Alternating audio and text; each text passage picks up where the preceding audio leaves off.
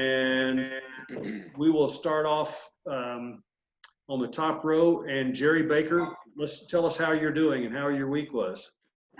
My week was much better, thank you very much. And I'm beginning to feel a little bit stronger every day. It just takes time to get over this. And you're taking prayer requests and Yes. okay, thank you.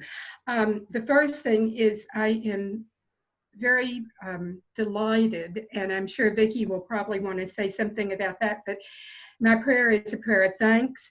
That for the first time, New Song participated in the North Texas Giving Day, and we raised over $12,000, and I'm sure Vicki will add to that. I'm also grateful to Dr. Linda Garner, who for successfully organizing, and I hadn't had a flu shot in years and years and years, y'all, and I went yesterday, and it was just incredible. She had that thing so well organized and so well planned, and I am very thankful to her.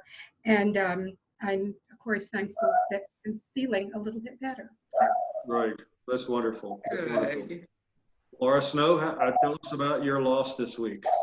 Hey, my cousin, Lee Underwood, died. It was his heart. He didn't have much knowledge of much beforehand, but he was told by the doctor that his heart, it was his heart, and he wouldn't make it. And he was put in hospice, and then he died 2 weeks later. He was a what's the word? Chaplain for the state of Texas prison system. I don't remember which one he was at. Okay. And his memorial service is tomorrow. And his name is Lee Underwood. Yes. Lee Underwood. Okay. Well, I'm sorry for your loss on that. And he lived near Waco. Yes. Okay. Okay. Carrie, how are you and Dave doing? We're doing well. David's heart monitoring is going well. We were 1 week into it, 3 to go, but his coronary artery scan came back A-okay. The doctor said it was great. So his pulse rate's still staying below 50, and that's a concern, but they'll probably, the doctor, you know, he said, "Oh, you have an athletic heart." And I said, "No, it's not an athletic heart. It's just a slow heart." But you do see this in athletes, that marathon runners typically have a pulse rate in the 40s. So anyway, he may wind up having to have a pacemaker, but we won't know anything. But he's having no problems at all now. So that's good. That's good. And I'm trying to figure out how to sign up to donate blood at the drive that they're going to have at Wilshire on the 29th. But they ask you for your donor ID number, or this number, or the unit number. I thought, I think I'd be kidding me. I wouldn't have the number of the unit that I donated. So finally, after you go through all this, and I tried my driver's license, and I can't do it. That didn't work. So now I'll just create an account. So I said, okay. I was going to say, I'm going to do It's the 29th, and you sign up, and the appointment times are already filling up. So good, good, wonderful. Now, Joyce, how are you doing? You and Ken? Doing okay. I ended up with having a lot of pain on my right hip from getting in and out of the car, and I went to the doctor, and he said, "You have bursitis." And then when he pressed on the other hip, it really hurt. So he said, "Well, you have it in both hips."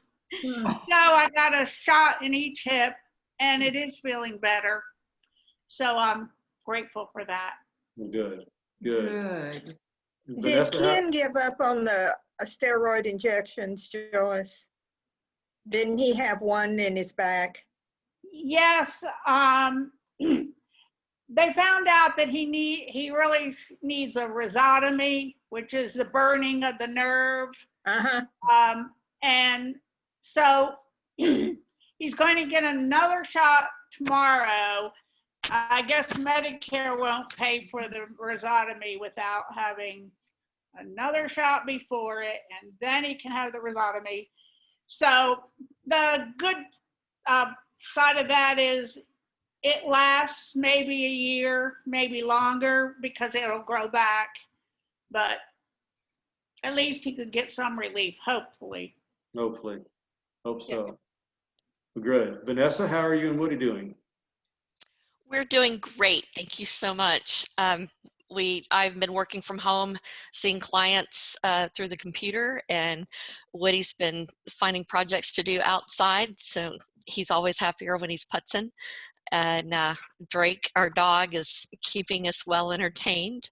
So, and I do have a grateful praise. My mom was in the hospital for 6 days with pancreatitis, and this is her second round, 2 years apart. But this time the doctors finally figured out why it's happening, and so would appreciate prayers for her. In about a month, she's going to go for an endoscopy, and they're going to see if they can fix it. She's 80, so surgery, she's already said, nope, not happening.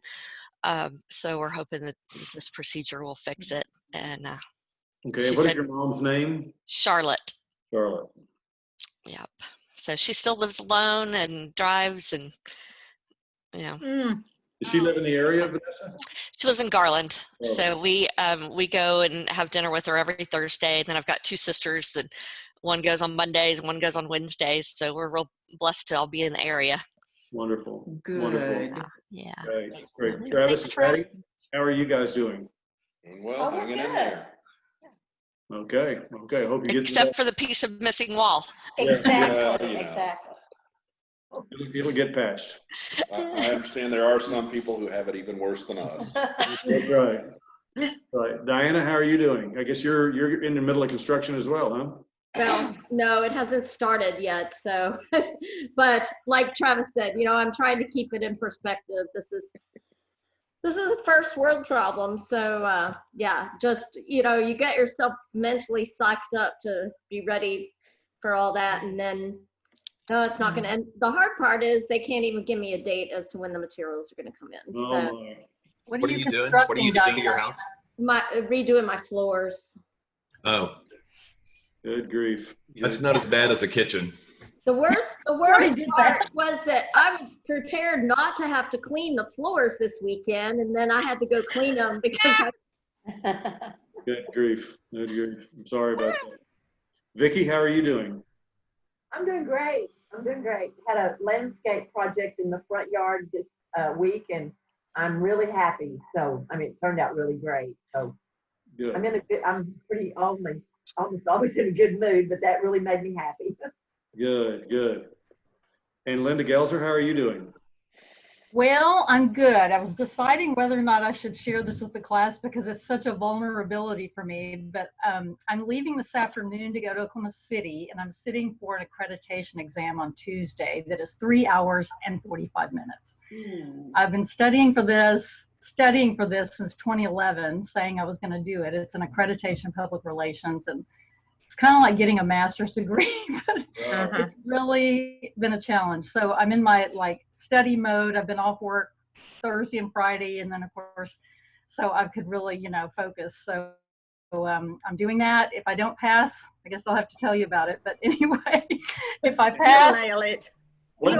You'll nail it, Linda. I hope so. It's a real challenge for me. I'm not a test taker. They're all scenario-based questions, so the timing and the reading and all that. So it's a real challenge. I'm looking forward to it, but not. I just want to get it over with. What day is the exam? What day is the exam? Tuesday.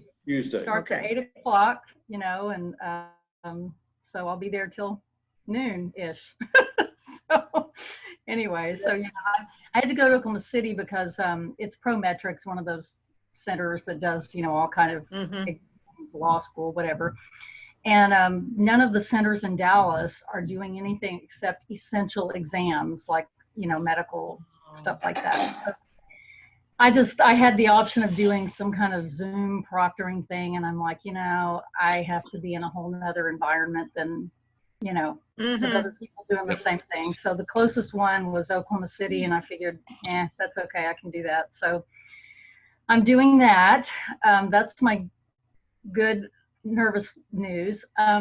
the weird news is, and I hate, Brian, I'm sorry, but I have to have another health discussion here, but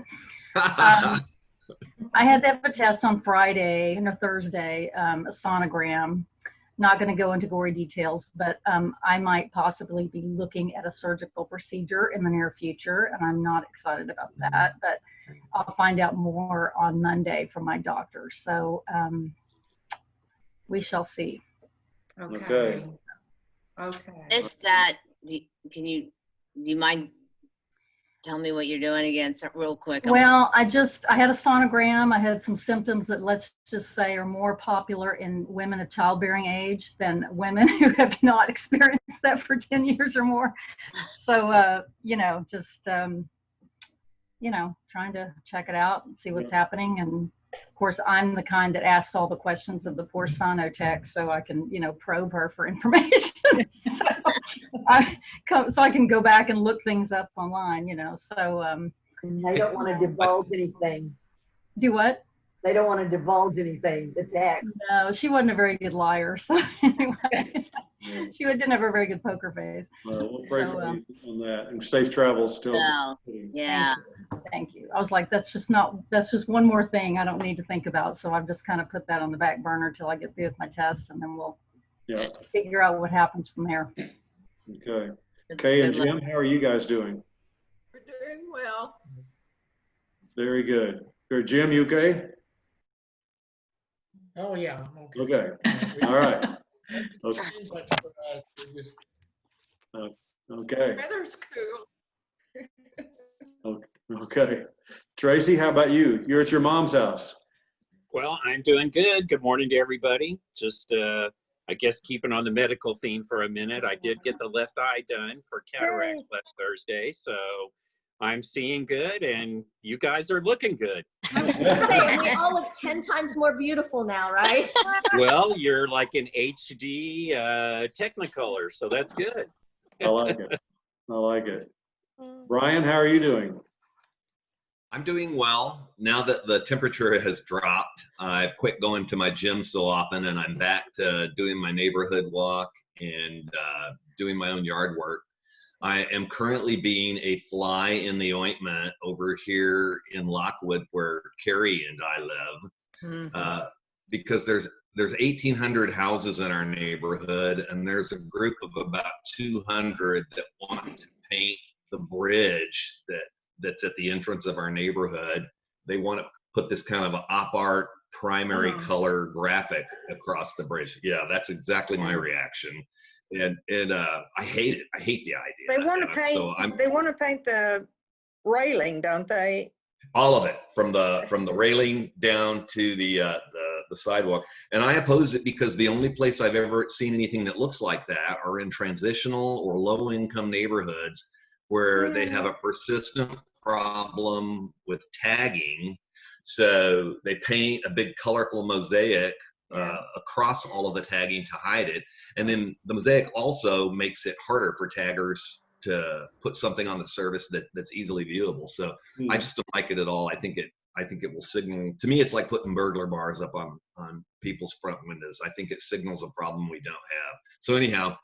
And that's not the best intersection in the world right there, where you're coming out of our neighborhood and on to Easton. It's just very difficult. Everybody turns left, it seems like, and getting across the traffic. It's just a diversion to me, I would think, for the drivers. We'll see. Okay, we'll band together on that, Brian. We've defeated we won our last objections. That's right.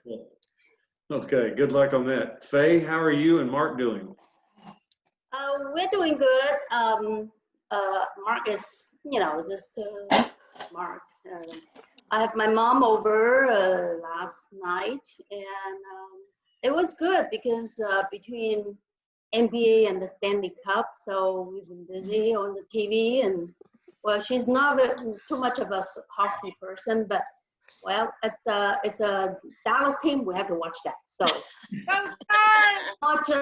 not just NBA in the first game in the Stanley Cup, they won. So we'll see for the next few games, and hopefully they're going to do good and at least get to be 4 games out of 7, whenever that is.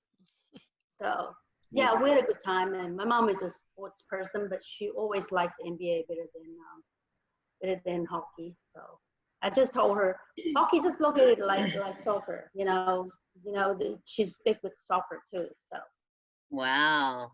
yeah. I was So around for the it was last good. Stanley Cup victory, and it was very cool. I got to pose by the ice thing with the Yeah. cups. It was very cool. It was good, especially the last portion of it yesterday, run until 4-1, because at the beginning they fought and they stayed 1-1 the whole time. So we were just kind of like sweating. Somebody got to do something. So anyway, it was good.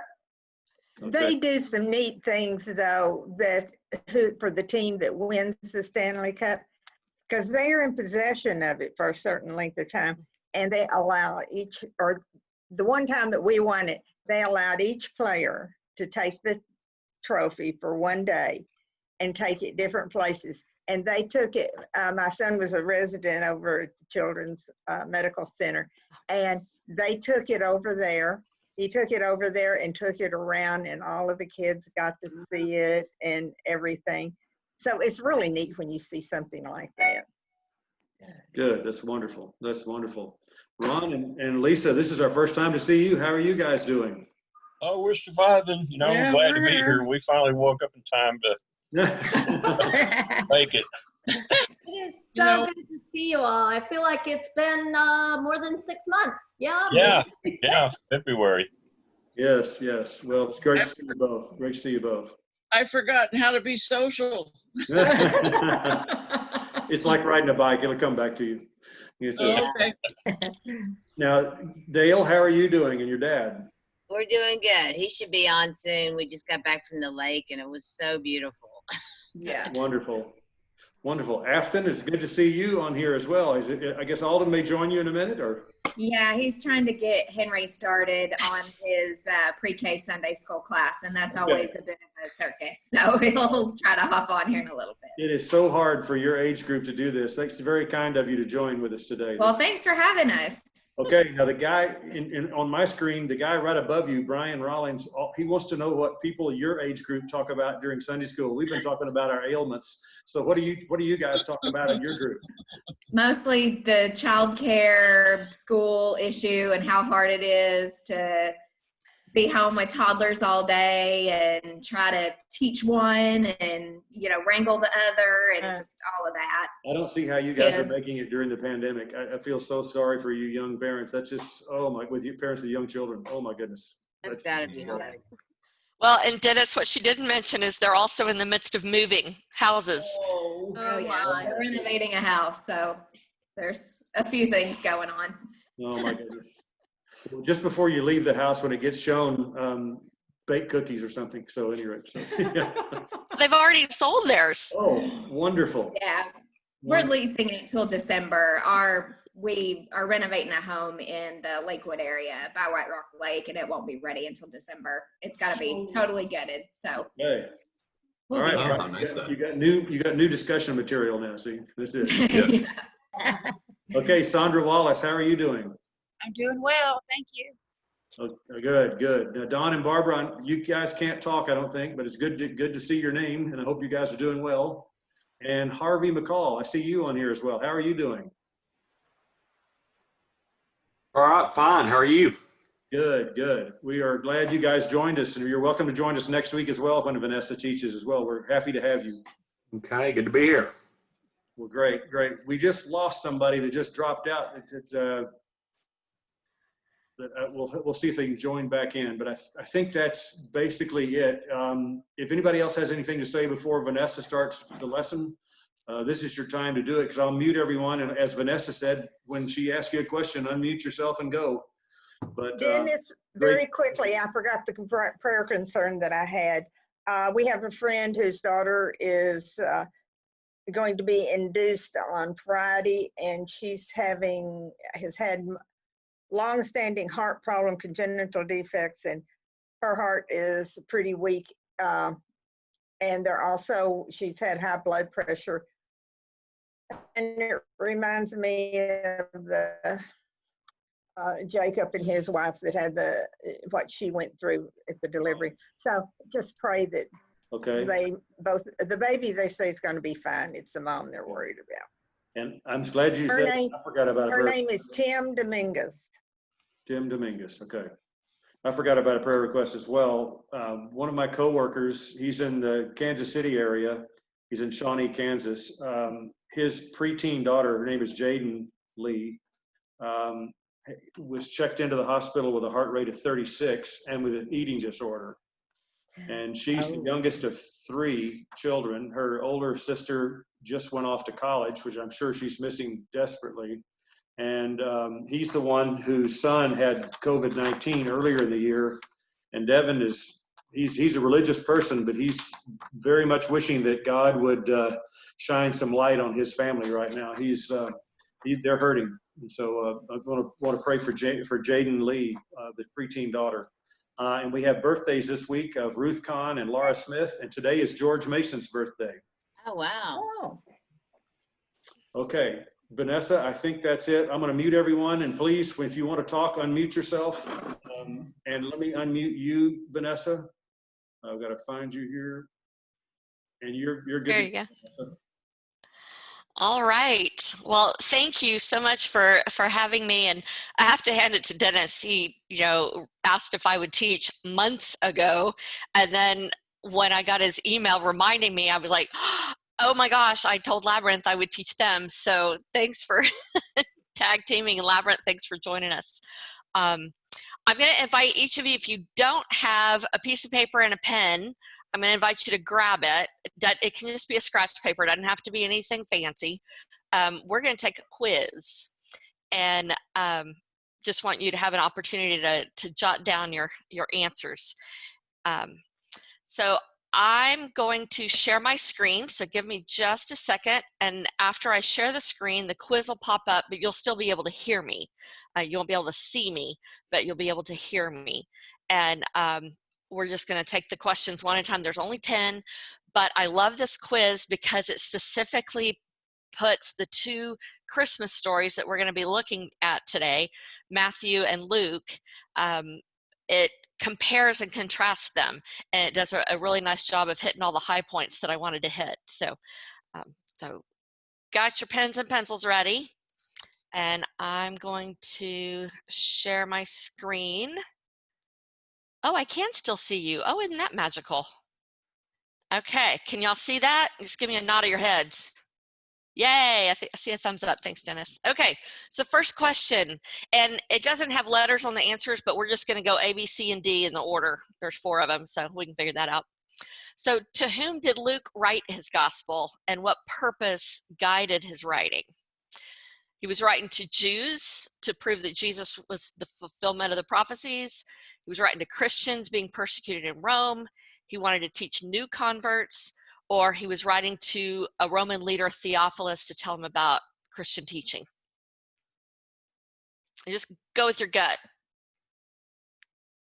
We're not going to take too long on this. All right, number 2. Why was Matthew writing his gospel, and to whom? Matthew was all about teaching new Christians the rebirth experience, or to encourage Roman Christians who Nero was persecuting?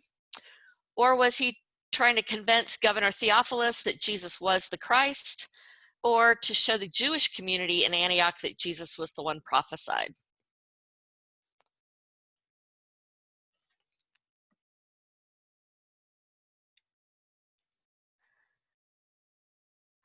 Number 3. So Matthew knew his audience needed a lot of help to accept this Christmas story, so he designed an opening to soften the opposition. Which tactic did he use? And I'm going to let y'all read these for yourselves because it gets really confusing.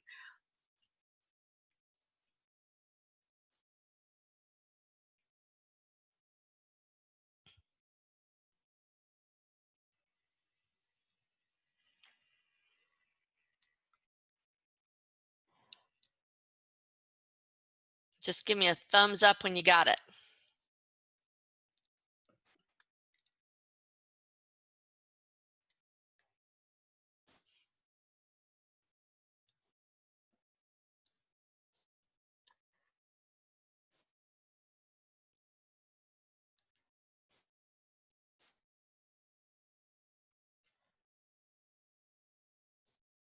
All right, number 4.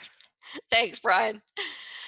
Different goals, different plans. How did Luke outline the beginning of his story?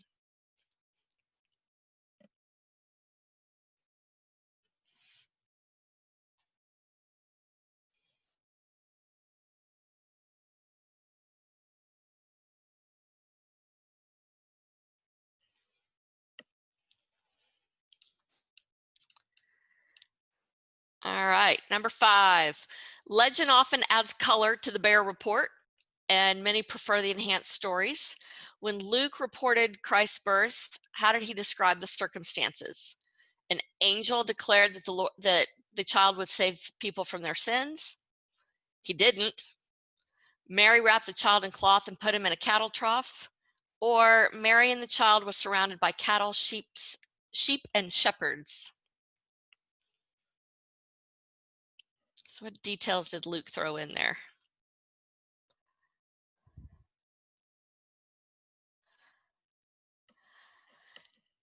Now, because Matthew was writing to a different audience, they would not have been impressed by Luke's story. So how did Matthew describe Christ's birth and its immediate circumstances? Did he say the Christ child and the mother were surrounded by the animals? An angel told Mary she was blessed for her child's sake? Mary wrapped the child in cloth and put him in the manger? Or, strangely, he didn't talk about the circumstances.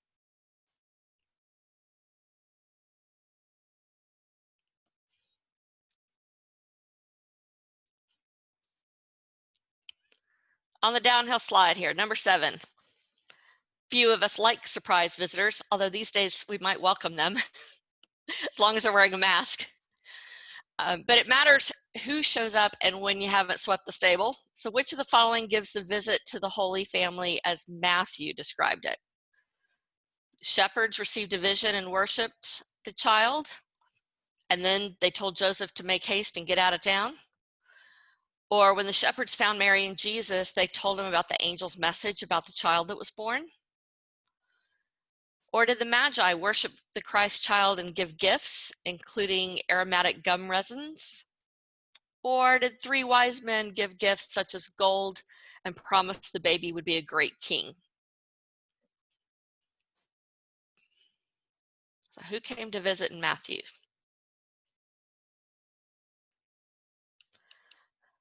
Luke also had some visitors come to see Jesus. In Luke's gospel, was it the shepherds who received the vision and worshiped the child and then told Joseph to get out of town? Or the shepherds visited and then told many people that the angels had announced the birth? Or did the Magi worship Jesus and give the aromatic gum resins? Or did the 3 wise men honor the baby king and give gifts of gold?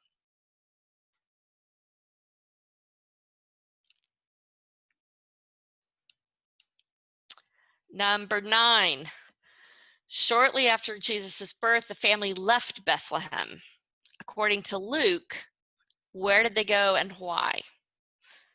So they were observing the religious laws, and after 8 days, they presented Jesus to God in Jerusalem and then went home. Or they went to Elizabeth's home to rest and pray. Or have lots of the details come from legends, but Luke didn't really say and simply jumped to when Jesus was 12. Or finally, a dream warned Joseph, so they fled to Egypt to hide from Herod. And last one, why, according to Matthew, did Jesus' family leave Bethlehem, and where did they go? They took Jesus to the temple? Or they don't say, Matthew doesn't say? Or they were warned in a dream and fled to Egypt to avoid Herod? Or they went to Elizabeth where Zechariah circumcised Jesus? All right. So I'm going to stop sharing my screen now. You can see everybody once again. So how do you think you did? Thumbs up, thumbs down, eh? I'm seeing lots of thumbs down, a couple of eh. All right. So yeah, it's interesting that these two stories get kind of woven together in our brains, in our Christmas carols, in our nativity crèche that we put around the house when we remember the Christmas story. And so it can get kind of confusing. So we know that the birth of Jesus is announced in both Matthew and in Luke. What about Mark and John? I don't think they do they? They don't. You're right, Brian. No mention. Jesus just kind of pops onto the scene. And in the Gospel of John, it's with John the Baptist. And Mark, which is typical of Mark, he's always about immediately, immediately, immediately. And so Mark just jumps right into it and doesn't worry about Jesus's birth narrative. So, all right. So so did y'all write down to A, B, C, and D? Okay. So I'm going to pop the quiz back on here so that we can see how you did.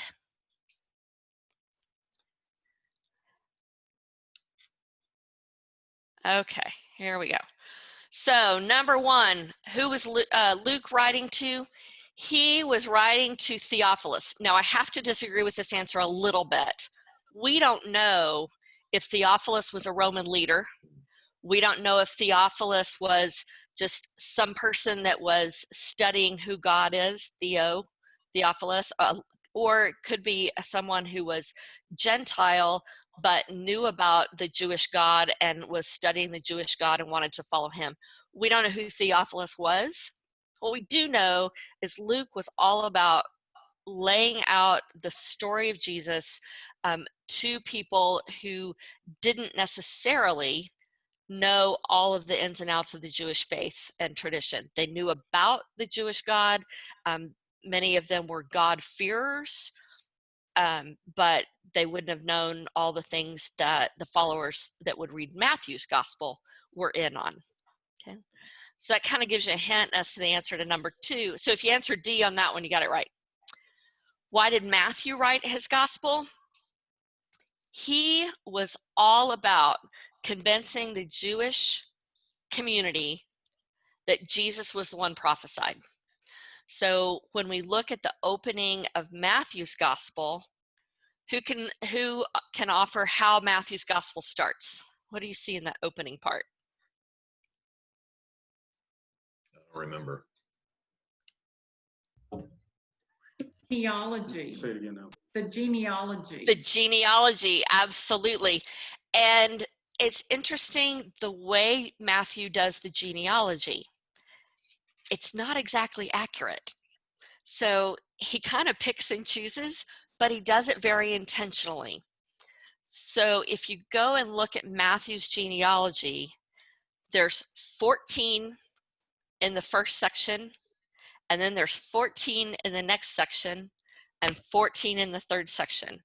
And what he's doing is he's making the connection from Abraham to King David, and then from King David to when the Jews had to scatter, and then from there to Jesus, trying to take the lineage from Abraham through to King David all the way to Jesus. So that's an indicator that we think Matthew was probably writing mostly to Jews. There's a lot of other indicators through the rest of the gospel because he pulls from different Jewish traditions, offers up some verses that you can find in some of the Old Testament writings and things like that. So Matthew was all about convincing people who were already Jewish that Jesus was the one they've been waiting for their whole lives. All right, number three. So, and this goes again to what was Matthew trying to do. He wanted to convince them, and he recognized that there were going to be some people that weren't so excited about this. So he softened the blow a bit. So we know that he started with genealogy. Then what happened next in Matthew's gospel? Did Mary get her visit from Gabriel, or did an angel talk to Joseph? Yes. Nice try. Okay, so yes, each of those happened, but one happened in Matthew and the other happened in Luke. Well, I mean, the angel goes to Joseph. In Matthew, In correct. Matthew. Yes, So B- absolutely. So B is the right is answer? the correct answer. Yes. Yeah, and here's how I remember this in my own little brain. Luke's story is the one that we so often hear over and over every year at Christmas. And in the years that the lectionary pulls up Matthew's version, I'm always a little disappointed because I don't get to hear that beautiful Magnificat from Mary when she gives up her praise to the Lord for being blessed. So Luke's gospel is the one that we most often hear as the traditional Christmas story. But Matthew has the angel come to Joseph instead. Maybe I'm a little biased towards Luke's gospel since I kind of am a little biased towards the feminine version of the story anyway. So I'll confess that too. All right, number 4. So how did Luke open the beginning of his story?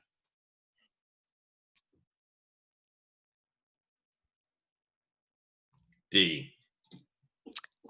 D. Dedication. To whom was he dedicating it? Well, we already talked about that. Theophilus. He says right up front, hey, Theophilus, I'm going to outline this story so that you'll know who Jesus was, everything that happened, and why you need to believe in him. And then he goes from that dedication to John the Baptist, who predicts Jesus' birth. And here in Luke is where we get the story of Mary visiting Elizabeth. And you'll remember John leapt in Elizabeth's womb when Mary came. All right, so the answer to that one is D. Oh, you know what? I forgot to answer that one. There we go. Okay. Number 5, got to have a little color, make the story a little more interesting. So what does Luke throw in there?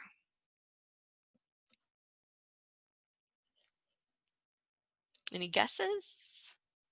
No cheating looking at the actual scripture. So for Luke, he's all about Mary. Mary gets the angel visit, Mary praises, and Mary wraps the child in cloth. Matthew, on the other hand, Matthew has nothing to say. So if you look at the gospel text, Matthew basically says, and Mary had the child, and then it moves on. So not a lot of color from Matthew. All right. So then we know that people came to visit. We've got our tradition where the 3 wise men came. So I'm going to let you in on a little secret if you haven't already picked up on that. We don't know how many people were there. It never says 3.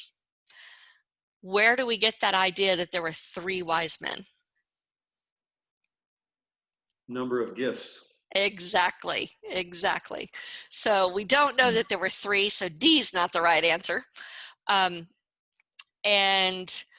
But we do know that some people, Matthew talks about some people that were very well-studied, lived far away, magi, kingly, and they did bring gifts. And gum resins, which is a weird way to put it, but that's what frankincense and myrrh is. And it's different resins that were used for healing, but they were very expensive. So they were considered gifts for a king. Okay. All right, number 8. So which? Hey, can you go back to that one real quick? You bet.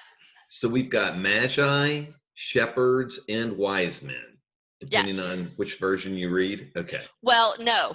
So wise men are never mentioned. Unless, well, it depends on the translation of Bible that you're reading. But the magi and the wise men those are the same, talking about the same people.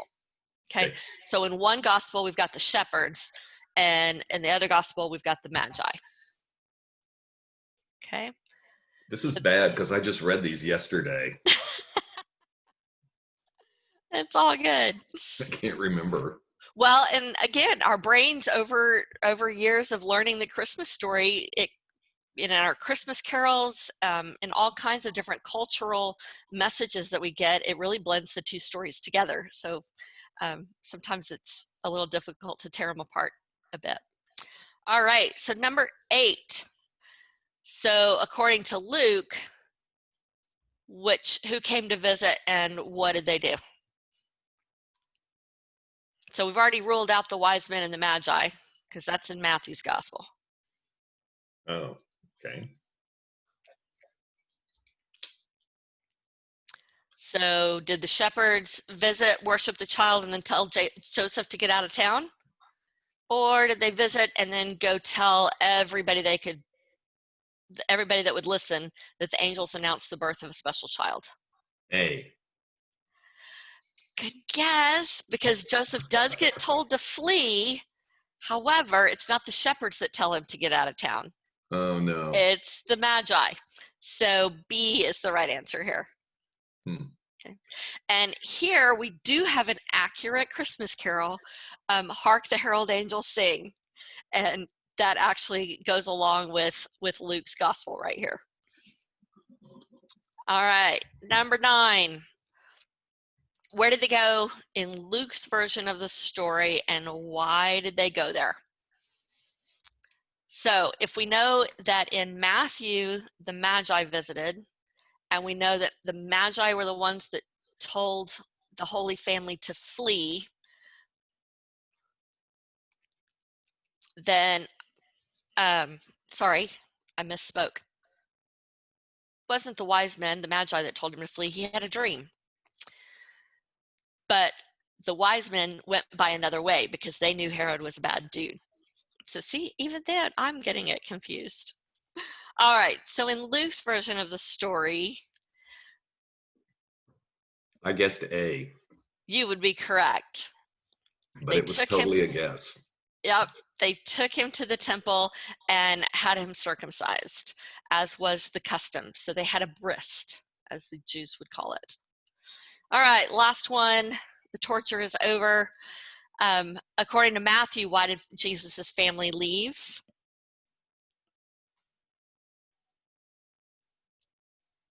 Well, we know they didn't go back to Elizabeth. Zacharias didn't circumcise Jesus. Zacharias is the one that didn't get to talk until his son John was born, okay?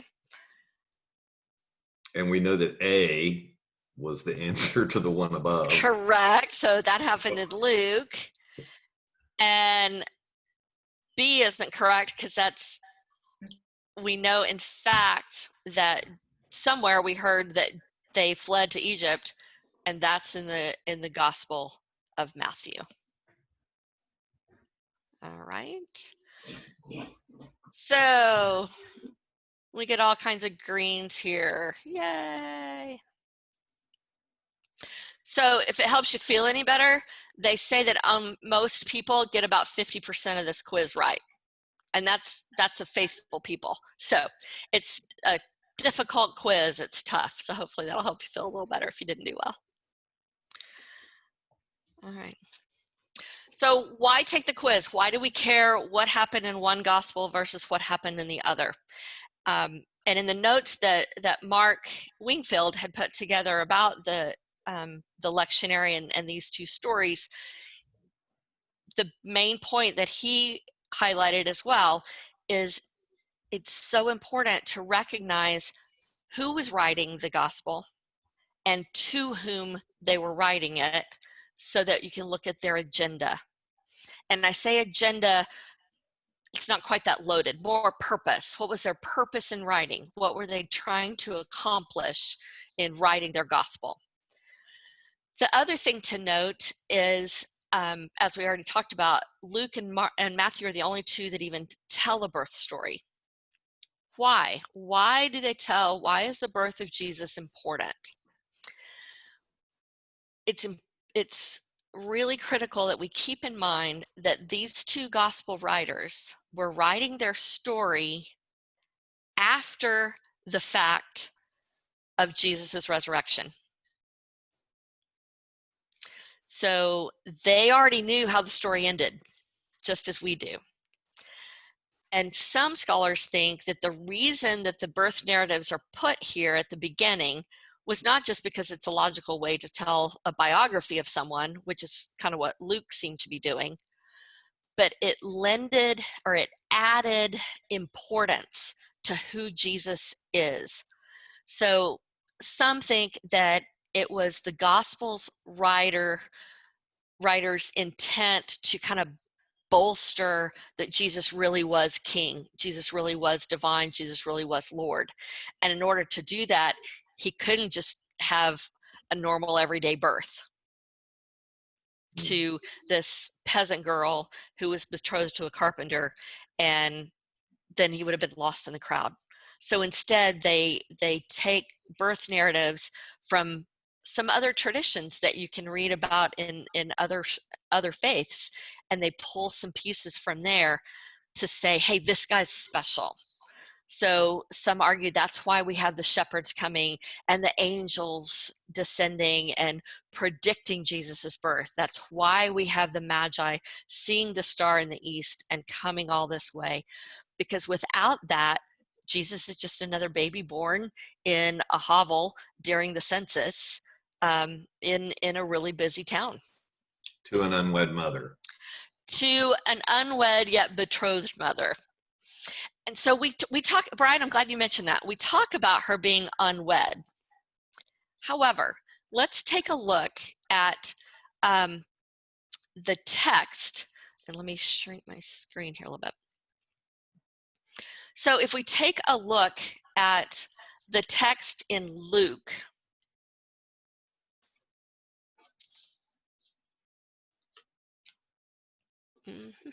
nope, sorry. If you would like for one of us to read it, just tell us which verses. Thanks, Dennis. It's actually in Matthew. Volunteer to read for us 18 through 21. Okay. Now the birth of Jesus, the Messiah, took place in this way. When his mother Mary had been engaged to Joseph, but before they lived together, she was found to be with child from the Holy Spirit. Her husband Joseph, being a righteous man and unwilling to expose her to public disgrace, planned to dismiss her quietly. But just when the Lord appeared to him, but just when he had resolved to do this, an angel of the Lord appeared to him in a dream and said, Joseph, son of David, do not be afraid to take Mary as your wife, for the child conceived in her is from the Holy Spirit.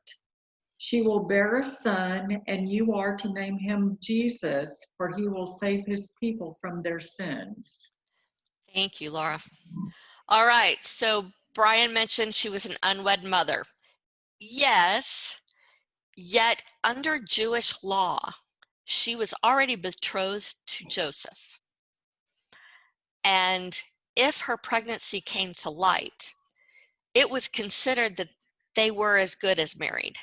And so she would have been stoned to death under Old Testament Jewish law.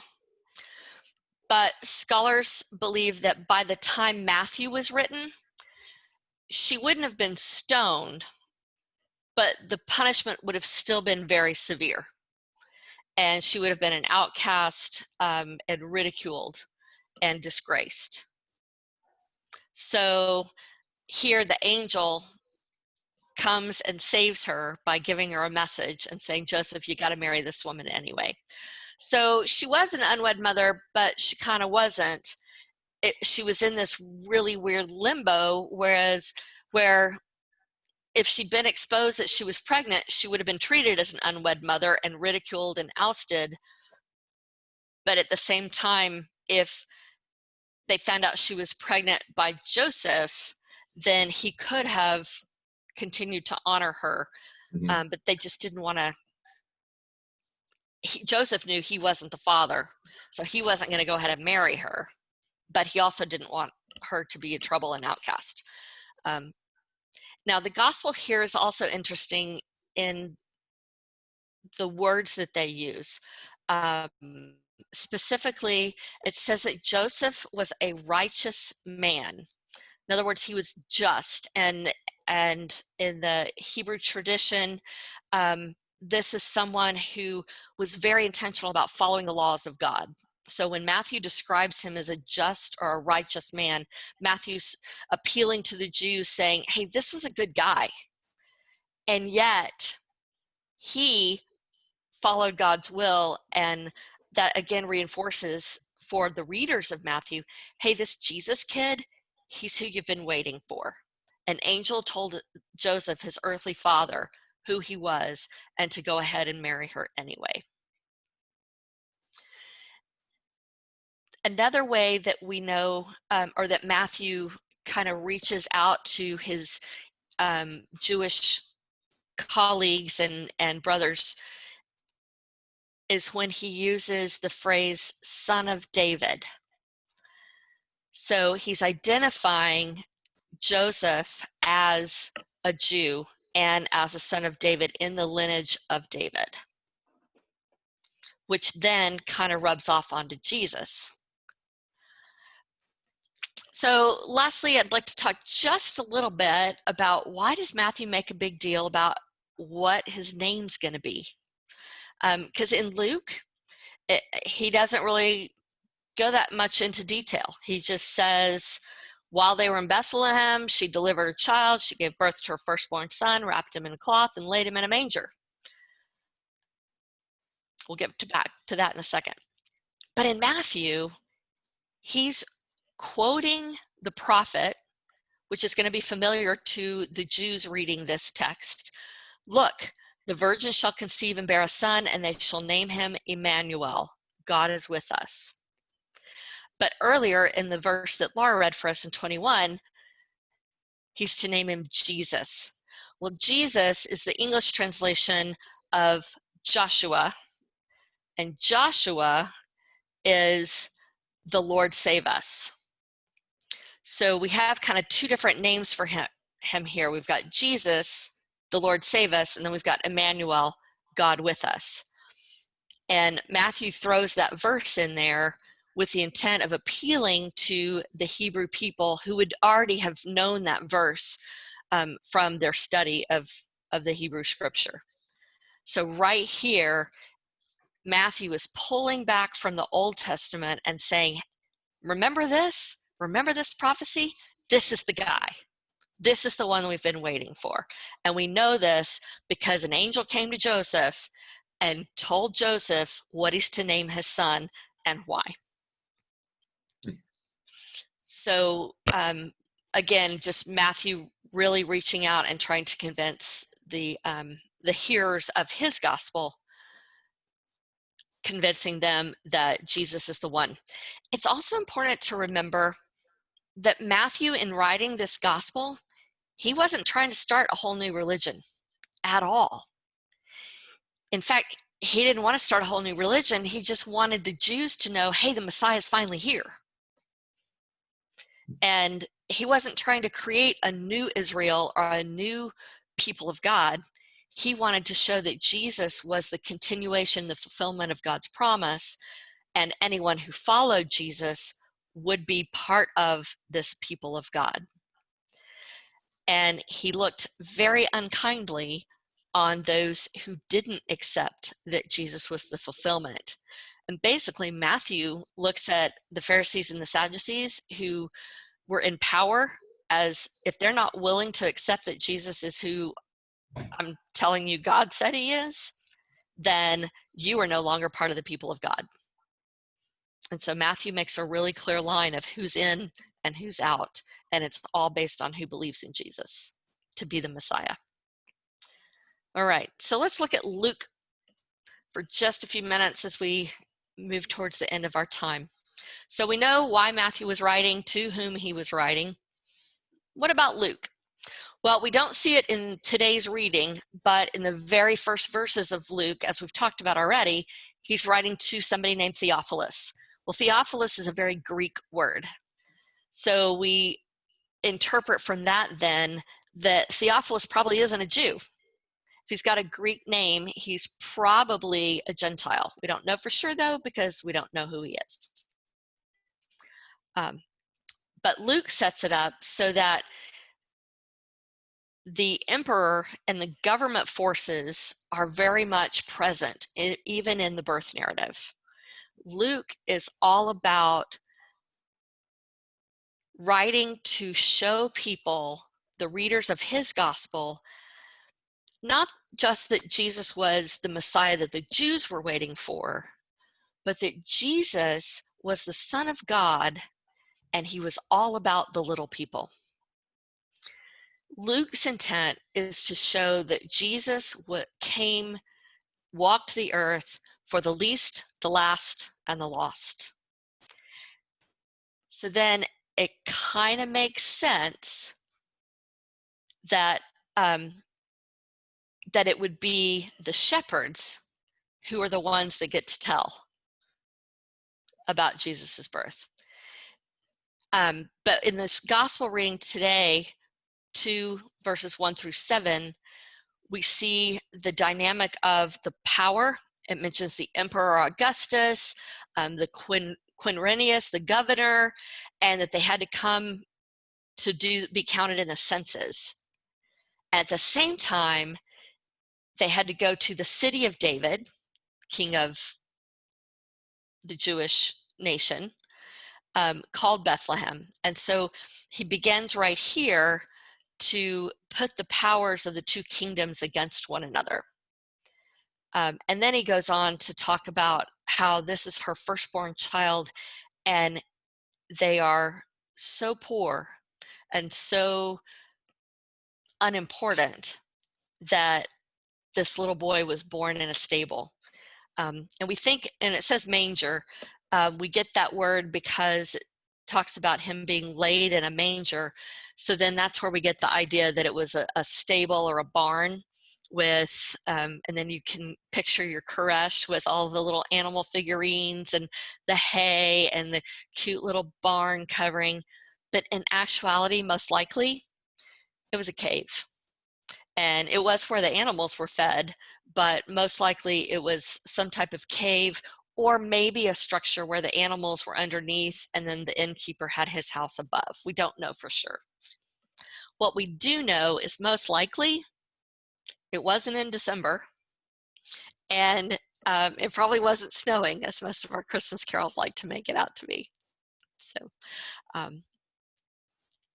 back to Luke. So Luke's purpose, again, is focusing on Jesus coming to be a counter to the rulers of the world. And he kind of is coming to turn the world upside down, the power structure, so that, and we get this in the Magnificat, where Mary talks about the least of these, and she gives praise that with the coming of this child, those that are poor, without power, will be raised up. So really good news and hope for those who are feeling outcast on the margins. Right. So that's what I've got in contrasting these two birth narratives. Thanks for taking the quiz with me. I hope you got some new insight on the birth story, and maybe now when you think about who wrote it, to whom were they writing, and why were they writing, you'll be able to discern the two different the details of the birth narratives a little more easily. So thank you, speaking Vanessa. of census, if you haven't filled out your census, please, please, please do that. Yes. Thank you, Vanessa. We appreciate your lesson today, and we'll look forward to you next week as well. Yes, great class. Yeah. Pleasure to be with you. And before Vicki dismisses us with a prayer, we didn't hear from two people. Robert Kung, how are you doing? Are you doing okay? Oh, he's muted. Yeah, he's muted right now. So, Robert, are you doing okay? Okay. Well, yes. Now. Whoops. Can we see Harvey's baby? Yeah. Yeah. Yeah, we want to see the She's McCall's adorable. Hold her up. She's cute.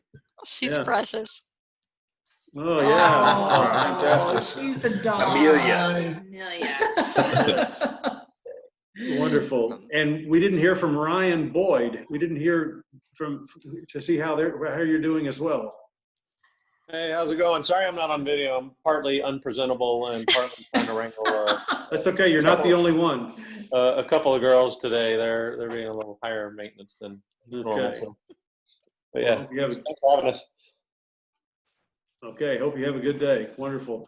Okay, Vicki, let me let's if you don't mind, let's close this in prayer, and then thank you for everyone, and I hope everyone has a wonderful day.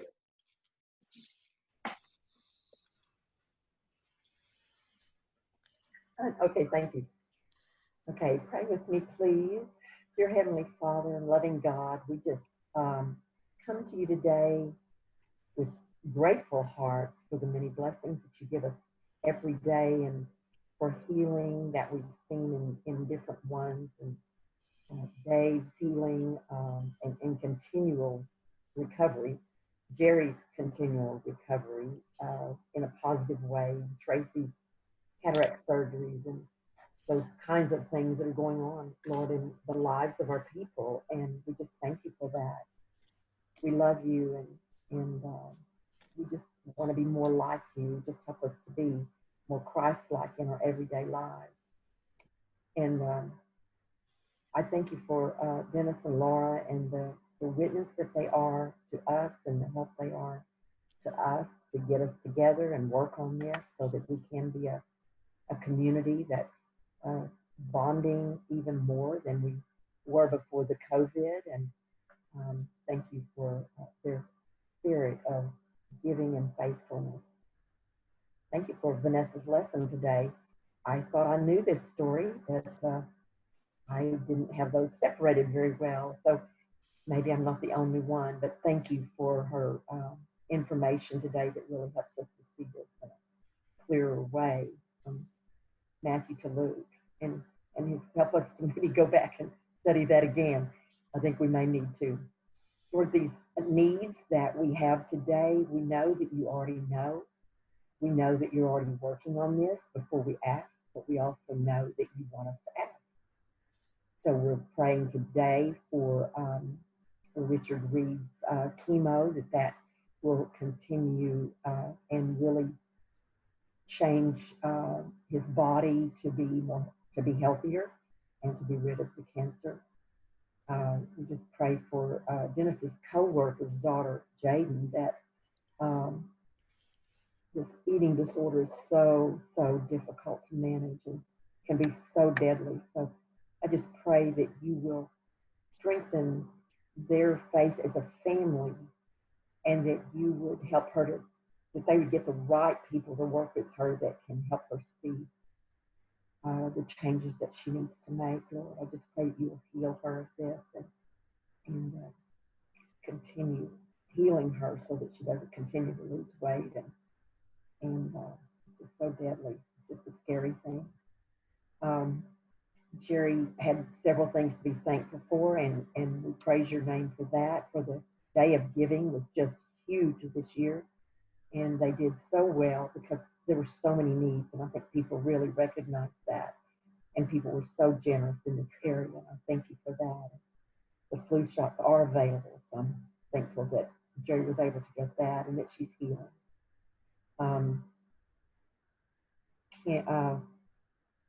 Laura's cousin passed away, Lee Underwood, and I just pray that you would be with that family, Laura Snow, that you would be with that family and just heal them and help them to look to you for strength. We pray that you will be with the lady that's having the baby that's going to be induced on Friday. This is a scary thing. The baby's fine, which is wonderful, but with her heart problems, it could be very dangerous. I just pray that you will surround her with your care and your medical teams that will know exactly what to do to keep her safe. I pray that all goes well on Friday. Thank you that Carrie's husband Dave is doing well and continuing to improve. that Joyce's bursitis shot seemed to be really working. And that's wonderful news because that is a very painful thing to deal with.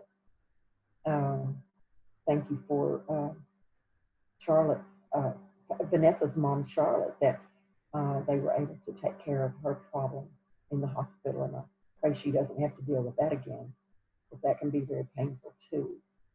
And we pray for Linda Gelser as she goes for the accreditation in Oklahoma City, that you will just help her to pull up everything in her memory that she needs for the test, that she will do her very, very best. I know it's going to be fine, but just give her that confidence.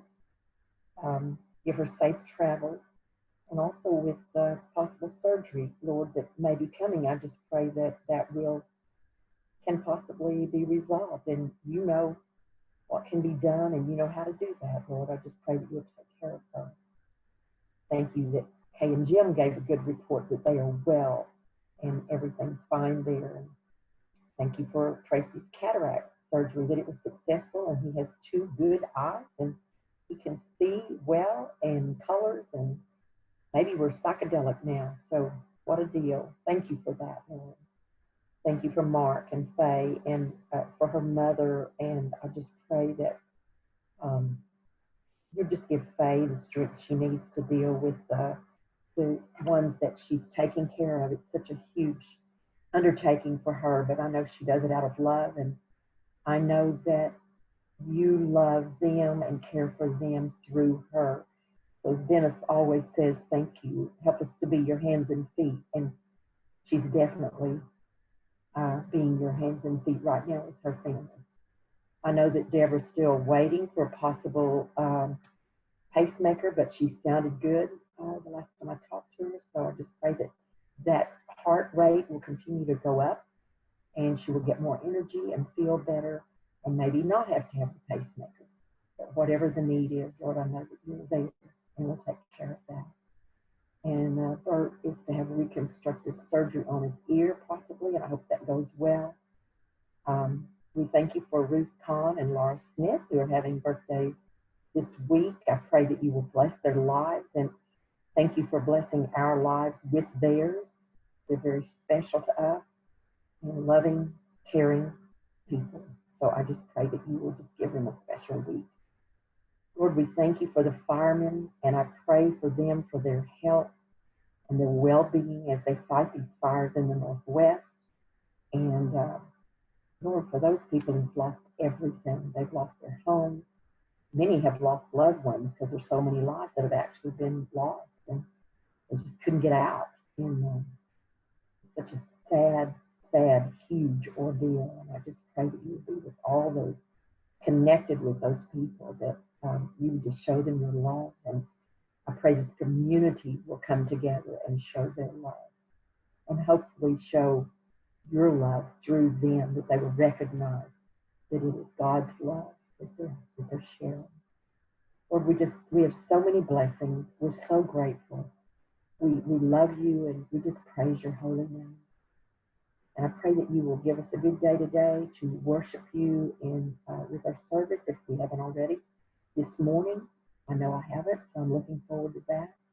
And I pray that we will continue to learn today, the rest of the day, and through the week, to be more aware of you in our lives and you in our neighborhood, and be more aware of you in everything that goes on around us, because we know that you're in control.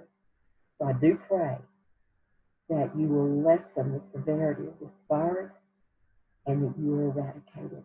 Lord, we don't need this, and we're so tired of it. And there's a lot of depression as I visit with people. A lot of people are having a really hard time with that. So I just pray that you will take control of that and do away with it. Be with the teachers and students and administrators and parents, Lord, as they have begun this year, and give them strength to go through these next few weeks until they get back to the classroom. And then they're really going to need you, because that's a new story too. Lord, we just thank you again for your love. And I pray all these things in your precious and holy name. Thank everyone. And again, thank you again, Vanessa. And we hope everyone has a great week, and everybody it's now gone, I think, from except for Harvey. Harvey, hope we welcome you guys back again next week. And it's a pleasure to have you guys with us. It's glad to see young people. All right. Good to be here. Yeah. Thank you. Okay. Thanks. Have a good week. Yeah, you too. Thank you. All right. Goodbye. Bye. Take care.